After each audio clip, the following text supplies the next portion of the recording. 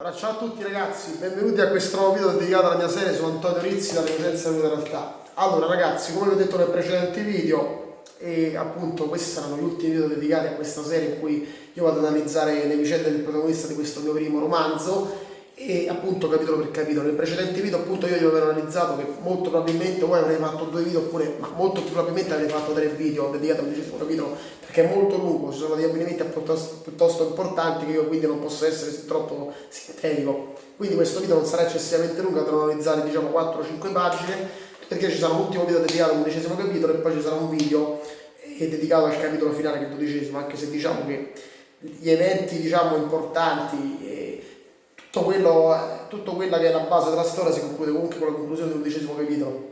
Quindi niente, ragazzi, appunto io vi volevo anche ricordare che appunto che chi non segue questa serie appunto la può tranquillamente seguire sul mio canale, su questa playlist.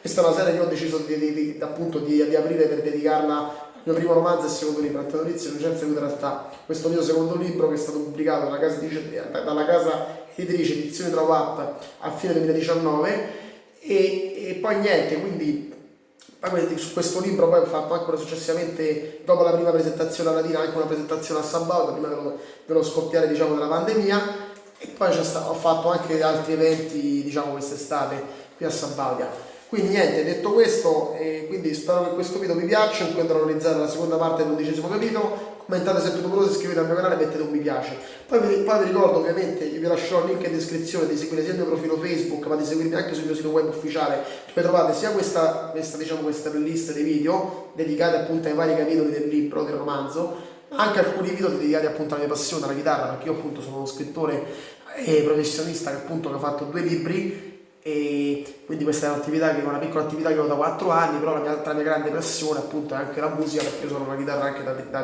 3 anni e studio da più di 2 anni e ovviamente ho fatto delle liste su YouTube dedicate anche alla chitarra, alcuni video dedicati alla chitarra elettrica, altri video dedicati alla chitarra acustica. Comunque detto questo, quindi vi ricordo prima appunto di cominciare anche il video che se volete acquistare una copia del romanzo potete trovare, oltre che nelle varie edicole e librerie diciamo di Latina e dell'Agro Continuo, ma la potete trovare anche su internet, dove appunto è anche vendibile, acquistabile a un prezzo molto ridotto del prezzo originale che è 12€.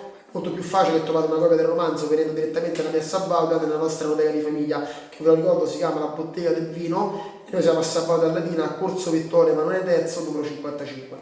Quindi detto questo ragazzi, io andrei subito sulla seconda parte del 11° capitolo, in modo che appunto la posso cominciare a analizzare nel dettaglio, non essendo troppo sintetico, perché appunto come ho detto il 11° capitolo, che il penultimo capitolo, è quello che diciamo mette la parola fine a tutte le cose importanti riguardanti la storia di questo personaggio, lo stesso Antonio Rizzi.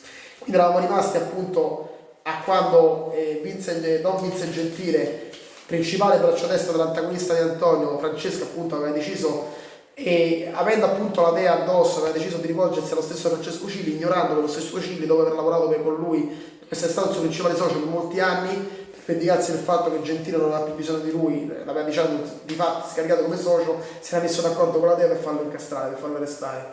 Probabilmente per Gentile stava cominciando a lavorare anche il trio composto da Philip Morris, Nick e i suoi migliori amici Nick e Roger. E Philip Morris non è altro che l'identità fittizia assunta da Antonio Rizzi, deve essere fuggito 10 anni dopo la tragedia della sua famiglia, dopo appunto dello stesso Francesco Cilli, perché lui appunto ha visto morire prima suo padre, poi suo fratello e poi la sua madre. Quindi ha vissuto per 10 anni a New York comando un profondo rancore, un profondo risentimento, un profondo desiderio di vendetta nei confronti di Francesco Cilli, l'uomo che ha sterminato la sua famiglia, ma non ha trovato altra strada che appunto entrare nel mondo della criminalità. E qui ha conosciuto i suoi amici Nick e Roger, e dopo alcuni lavori loro sono entrati in contatto con lo stesso Vincent Gentile.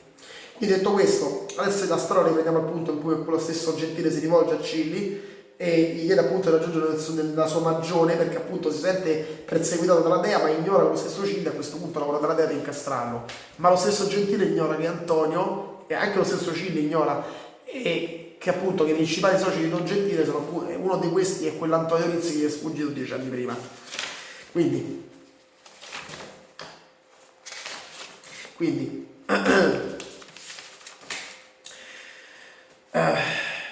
se Gentile si gettava la dea, si grattava la testa, scusate, non riusciva a capacitarsi di avere di nuovo a che fare con la dea, che per liberarsi avrebbe dovuto chiedere aiuto a Francesco Cilli.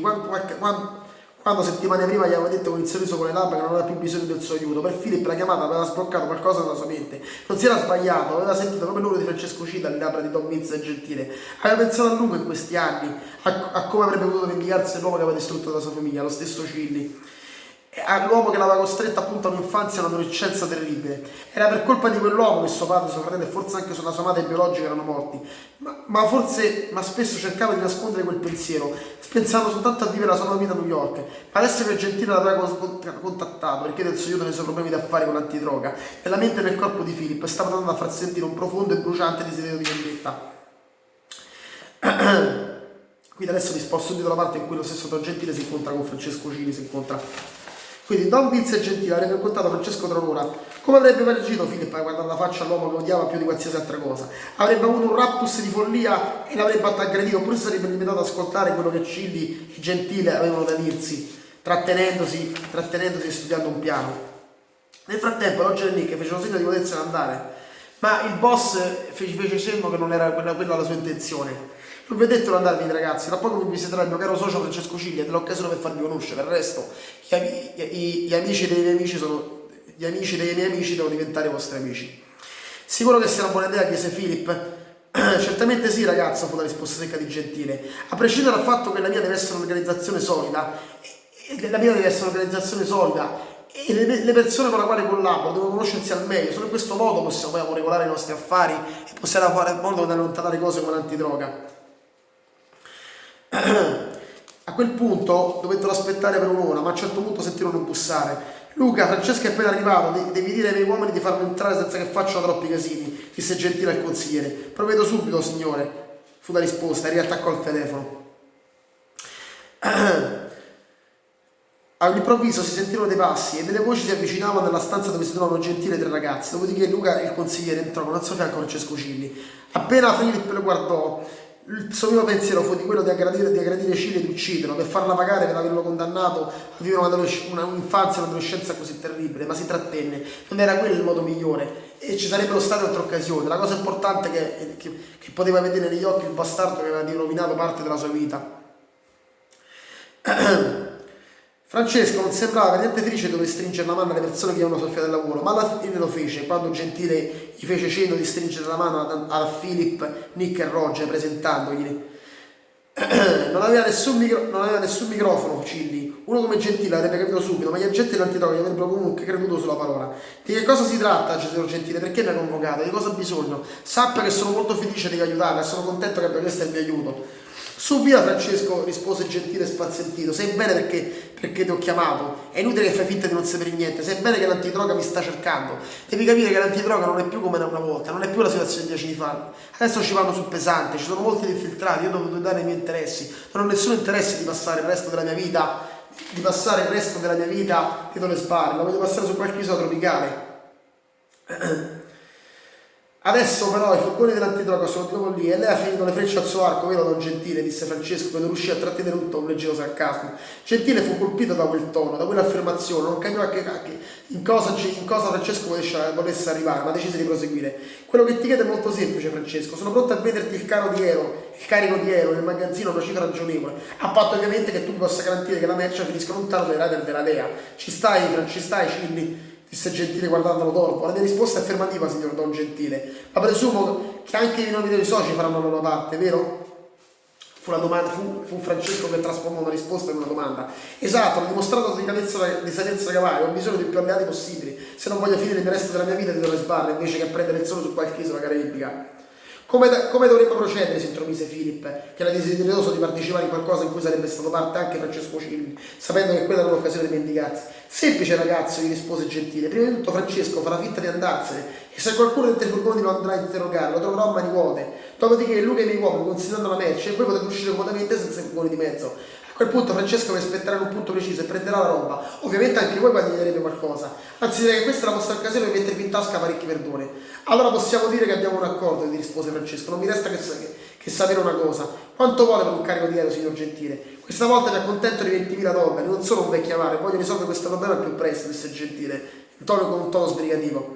Direi che 20.000 dollari vanno bene per questo lavoro, fu la risposta di Francesco, capì la sua valigia e prese subito i soldi, che Don Gentile gli diede senza nessun rimorso. Il resto era una grossa somma, ma allo stesso tempo lo stesso boss sapeva di poter contare su una persona in gamba come Francesco per riuscire a liberarsi dei problemi della Dea una volta per tutti. Gentile però non poteva certo immaginarsi quali fossero le vere intenzioni di Cilli. Il trafficante, secondo il piano, doveva uscire dalla villa del boss, far salire il cancello e poi apparentemente attirare l'attenzione della Dea, che ovviamente l'avrebbe trovato con le mani vuote. Con le mani vuote, ma ovviamente lui non sapeva quali erano le sue vere intenzioni, perché non sapeva che in quel momento, perché quando invece il vero piano era quello appunto di far uscire Francesco e fare in modo appunto che Roger, Nick e lo stesso Philip sarebbero usciti da un'altra parte con il carico. Ovviamente Gentile non sapeva delle intenzioni di Cilli e che lo stesso Cilli era pronto a difendere tutta la Dea.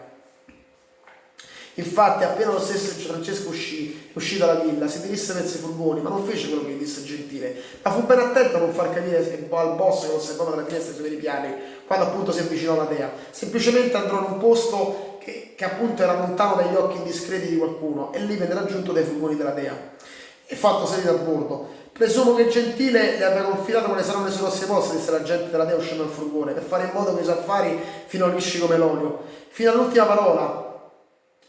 Direi che posso dirvi abbastanza da permettervi di incastrarlo, fu la risposta tagliente di Francesco. Parli allora, disse un'altra agente.